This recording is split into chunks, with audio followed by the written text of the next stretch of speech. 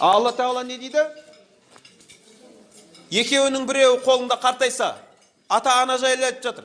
Не болмаса екеуі қартайса, оларға уф деме дейді. Уф деме деген сөз, апай. Ана қойшы деп айтқан емес.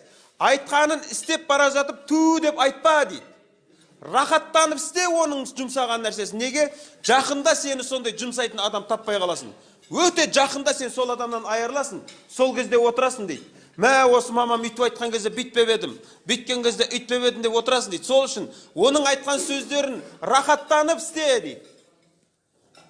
Байқайсыздар ма? Қазір кейбір аналар баласы көлікте жүреді да, баласына айта алмайды.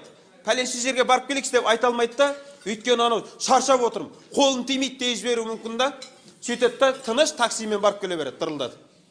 Таксимен барып келе береді. А баласына звондаса, баласы айтады, қолын тимей жатыр деп. Бірақ мынаяқтан мен сияқтан жарым достары звондайды ғой, балаға. Ол айтады, брат, сен үшін любой время, любой жерде, любой жақа, от души дейді. Түннің жарымы кете береді. Бірақ анасы звондаса, мама қолын тимей жатыр деп кафеде отырған талай жігіттерді көргенбіз. Сол үшін аналар, енді қараңыз, не үшін баласына звондамайды десе, баласы оған қарсы шығып күнә алып қалатын білет бұл аналарда. Балам күнә алып қалмасын депсе, ауылда ғана таксистпен кете береді екен ғой, үндемейше. Көшеде жүрген жігіттермен талай араласып жатыр. Осылай, брат дейді, құрмет бір-біріне. Анау пайғамбар ма, сахаба ма кеп қалды деп жылай жібересің ананы көрген кезде. Не деген мейірім мынау. Бірақ адам шығар дейсің өмірде осындай. Үйіне барған кезде түрін көрсең ғананың.